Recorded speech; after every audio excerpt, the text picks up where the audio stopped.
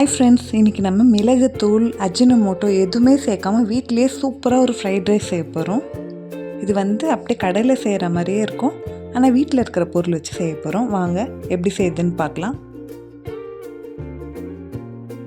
Oil add பண்ணிவிட்டு கடுகு 1/2 spoon, உளுத்தம்பருப்பு 1 ஸ்பூன் சேர்த்துக்கிறேன். அது நல்லா ஃப்ரை ஆனதுக்கப்புறம் கொடமிளகா 2 ஆட் பண்ணிடுறேன். சின்ன சின்னதாலாம் கட் பண்ண வேணாம், இந்தளவு பெருசாகவே நம்ம கட் பண்ணி ஆயிலில் ஃப்ரை பண்ணிவிடுவோம்.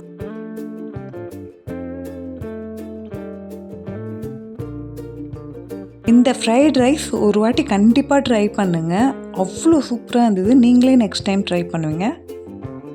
ட்ரை பண்ணிட்டு எப்படி இருக்குன்னு மறக்காமல் கமெண்ட்டில் சொல்லுங்கள். இப்போ மிளகாவை ஃப்ரை பண்ணியாச்சு.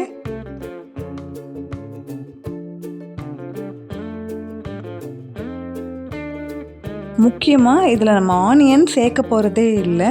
ஒரு தக்காளி ஆட் பண்ணிடலாம்.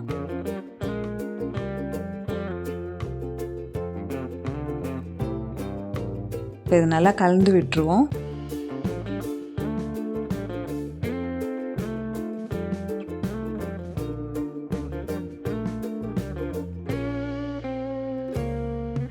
என்ன வெஜிடபிள் வேணாலும் சேர்க்கலாம். நான் கத்திரிக்காய் ஆட் பண்ணியிருக்கேன். நீங்கள் கூட இதே மெத்தடில் ட்ரை பண்ணுங்கள். அவ்வளோ நல்லா இருந்தது.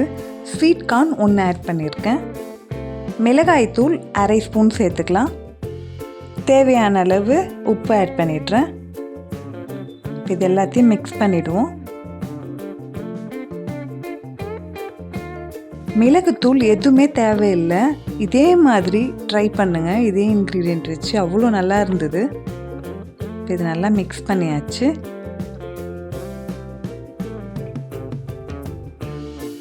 அடுத்து இஞ்சி பூண்டு விழுது 1 ஸ்பூன் சேர்த்துக்கிறேன். இஞ்சி பூண்டு விழுது ஆட் பண்ணிவிட்டு பச்சை வாசனை போகிற அளவுக்கு நல்லா கலந்து விட்டுடணும்.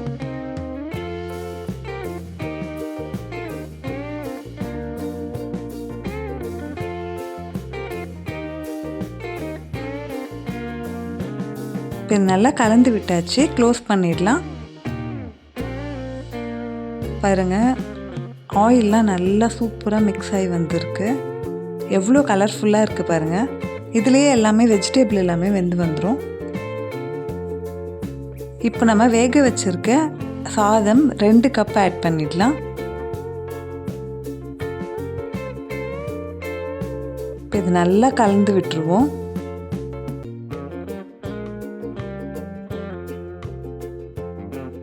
எவ்வளோ கலர்ஃபுல்லாக ரெடி ஆகிட்டுருக்கு பாருங்கள். இப்போ க்ளோஸ் பண்ணிடலாம்.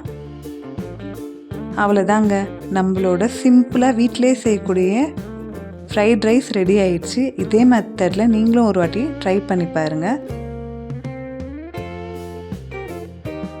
இது ட்ரை பண்ணுங்கள். நீங்களே ரொம்ப லைக் பண்ணி சாப்பிடுவீங்க. மறக்காமல் எப்படி இருந்ததுன்னு கமெண்ட்டில் சொல்லுங்கள். இந்த வீடியோவுக்கு ஒரு லைக் பண்ணிவிட்டு சேனலை சப்ஸ்கிரைப் பண்ணிவிடுங்க ஃப்ரெண்ட்ஸ்.